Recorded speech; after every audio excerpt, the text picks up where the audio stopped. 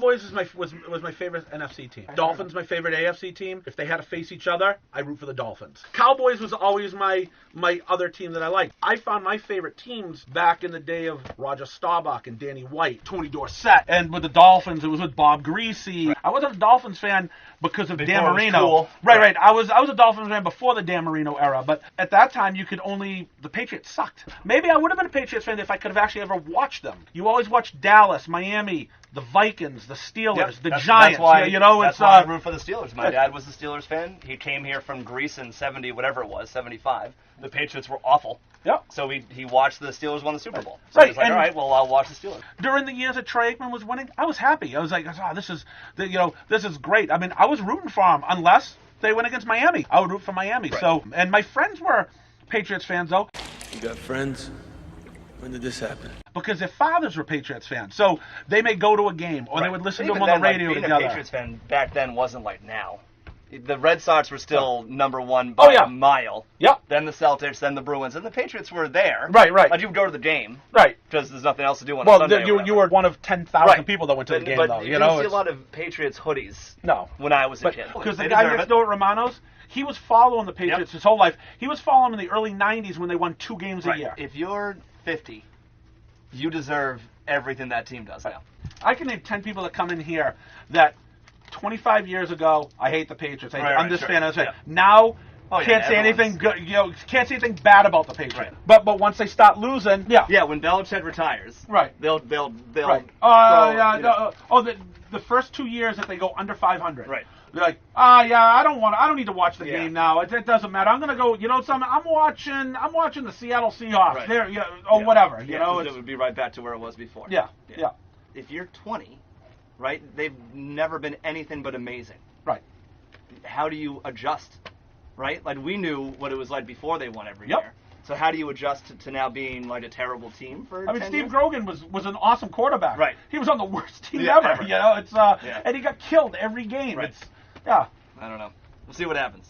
It doesn't matter. AFC, NFC, it's a number. That's all I care about, Because I'll tell you right now, if the Dolphins were in the Super Bowl, but my numbers came up a certain way that the Dolphins had to lose, I'd root against the Dolphins. The dollar is more important than whatever, because because this is just a sporting event that keeps you entertained. Right. But when it comes down to, hey, I put money on this, I have to root against my team to win this win.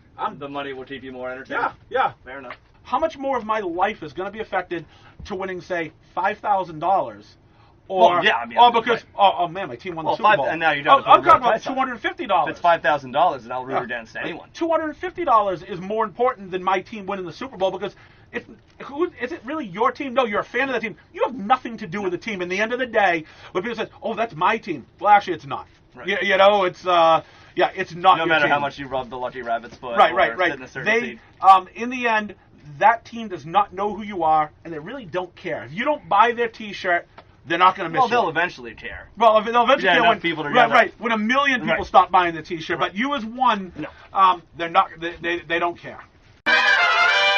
The comics I just read for free, but mostly I actually just like coming down and actually sorting and actually organizing a little bit. I've been doing it since the open, so it's funny when it turned over. When I have days off from work, I end up just coming down here sometimes and just kind of organizing. I didn't realize filing books and trying to help him out, make him as much money as he can, Yeah, a lot of the stuff down here was my idea, just to try to improve capacity and just try to organize it. Leave a good impression in people's minds when they come in here and say, "Wow, this store's really organized, really good looking." I like Kill or Be Killed, Copperhead, two of my favorite books. I enjoy Saga. Mostly independent. I don't read too much Marvel right now. I like Aquaman, Action Comics, Detective Comics. That's all pretty good. It's weird, I can read anything I want for free, but I still don't actually jump on every single book. I still kind of keep it a little low and just read probably between 30 and 40 books a month. Sometimes, maybe even less. It goes in cycles, though, sometimes you get a good time where there's tons of good books out there and you're just really enjoying everything, but sometimes you go in little lulls where it's going to take 3 weeks to catch up. It's hard to find any book that's really good. I think right now the independent stuff is where it's at. Just got a lot more freedom, just a lot more creativity is allowed. I'm kind of bored for the most part with superhero stuff, and You know, like Captain America. You know, I have a whole run of Captain America, but right now all I do is just buy it, bag and board it, and don't even read it. And I pretty much have done that for the last 5 years, maybe 6 years. You know, every time they try to start it over, I'll read the first couple issues just to see if it's worth it, and it never is. I mean, at the end of the day, you know the superheroes are going to win. The good always wins, but the key is just getting from point A to point B and being entertained while you get there.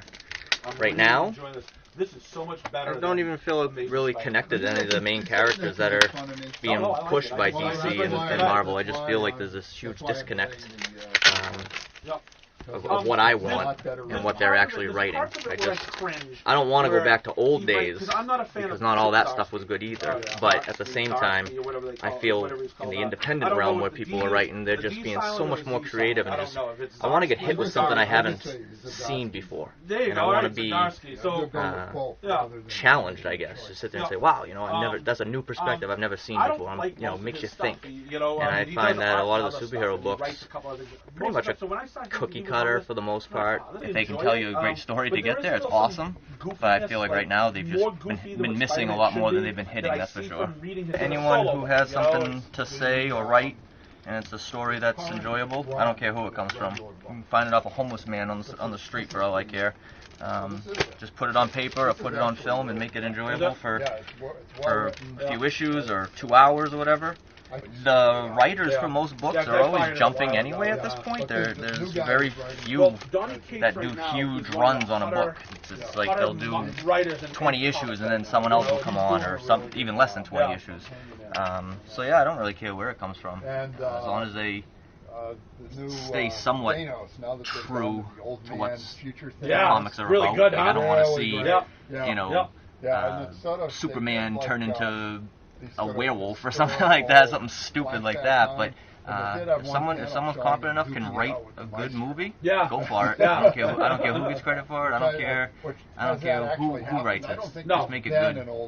You can sum up everything. Just tell me a good story. It's a universal thing. Whether it's a movie, a book, a comic book, the future Thanos. Even just people talking. It hasn't technically just tell me a good story. Just keep me entertained, keep me engaged, but I don't think get me thinking. It was, but it's after the Thanos. Doesn't matter what you're talking about. I think everyone just wants to be told a good story. It's in that spot, but yeah. Well, she's been taken to a couple Comic-Cons, right? We went to one in Manchester, and we went to one in Wilmington. And we got to meet the principal from Back to the Future. Yeah. Slacker. She got to sit in the Back to the Future car. Yeah, I did. Actually, most of my friends read comic books. I love reading them. I think it's awesome. I read all kinds of books, and comic books are probably one of the best kinds, because there's pictures and reading. I am into the old Hulk, but the list I made, I somehow deleted on my phone, so I'm picking up a couple grooves that I was missing too. I'm missing a couple of those to have the whole series, and she just likes grabbing whatever turns her eye, huh? Nothing in particular for you? No, not really. I know I don't have this one, but I've got a lot of old Hulks, probably from about 200 on up through to 400, whatever the first run of them was. And when I get to the older ones, if I don't have the list written down, I've got a lot that I've got double of now and triple of. So I try and write a list. But Gru, he was one of my favorite barbarians that loves cheese dip. There's some more Incredible Hulk ads. Yeah. I was telling you should look at the Solo Avengers. I haven't really watched too many of the superhero movies. Yeah. We've been collecting comic books forever, and we really haven't. I think we're just waiting to get a bunch of them together and have a lazy day and watch them all. Yeah. We did see the preview today for, what was it, the Black Panther movie? Yeah. Yeah!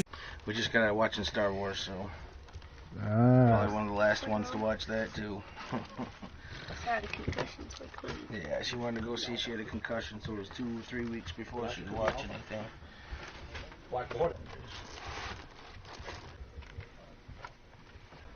I've been collecting since I was younger than she is.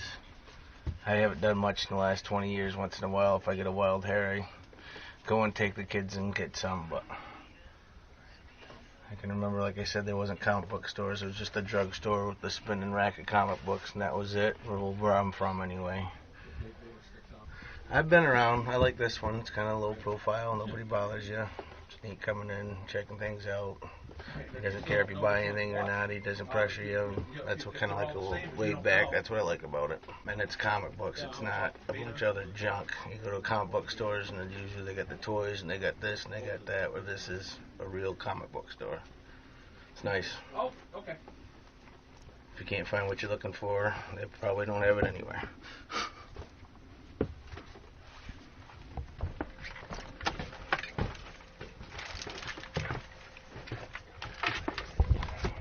You all set, boss? I think so. All right. You get the expensive one today.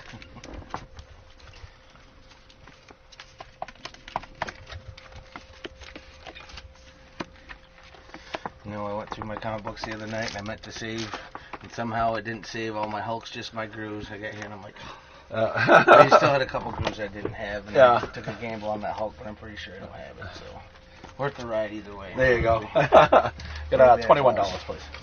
Actually, I'll probably get a one. I'll take your change on you. What do you say, my friend? Thank you. Thank you. Appreciate it, buddy. Was the Star Wars one yours? Yeah. I just got out of watching the new Star Wars movie. She got a concussion, so we had to wait a couple weeks. Like, we had plans on going to see it, and she got a pretty good nod on the noodle there. In the library. Yeah, they were being a little wild, I think. Yeah. Kids would be kids. Oh yeah, it is.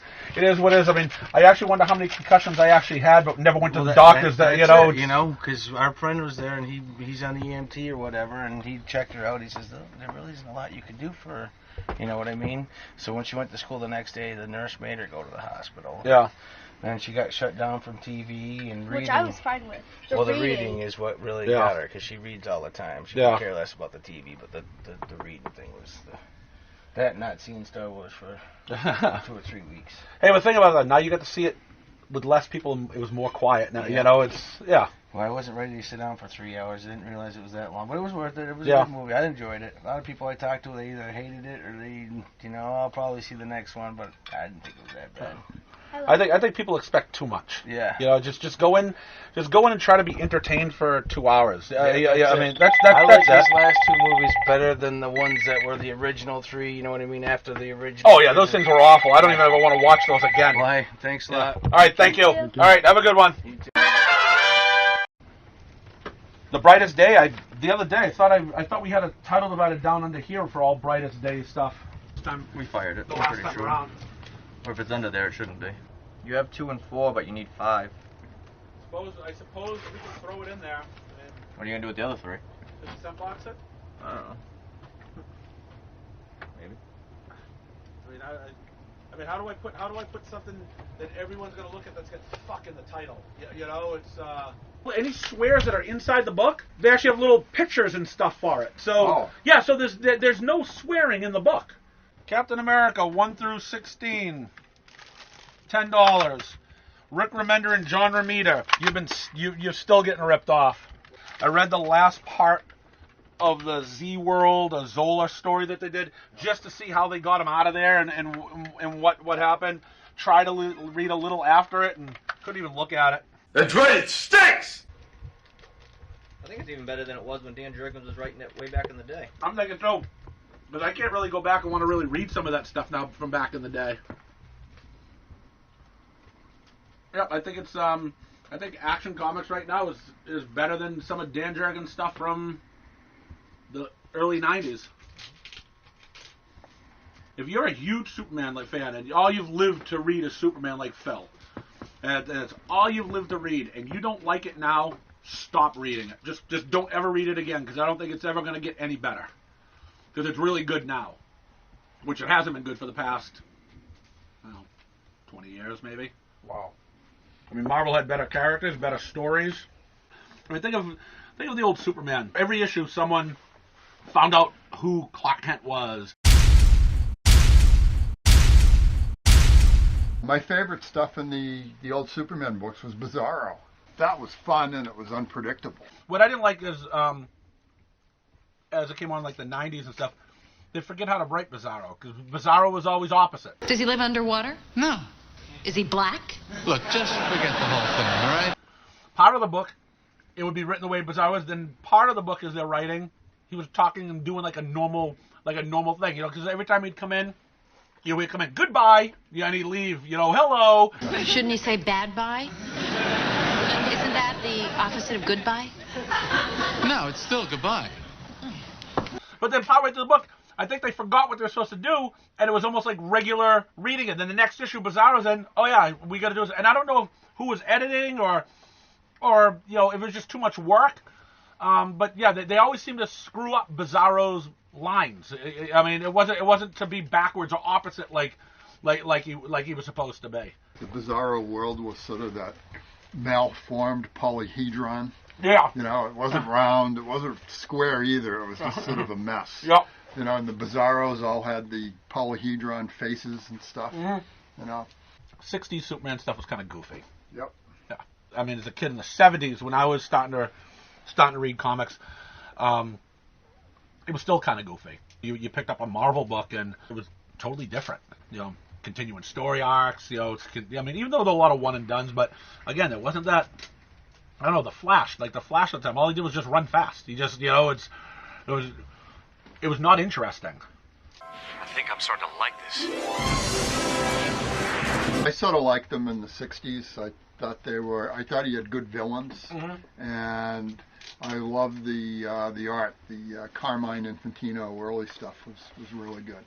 But DC covers would always, the superhero covers would always promise a better story than you would get, Oh yeah. Yeah, you would think that something really life changing was going to happen to one of the characters, and then at the end you'd find out, well, we only really just thought that was going to happen. It didn't really happen.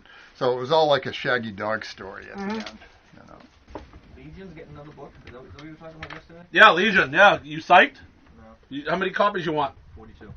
I might get one. Pete Milligan's a good writer sometimes. Milligan's one of those writers for me, are hit or miss. Sometimes he does something that's fantastic, and the rest is garbage. Yeah, it's really tough.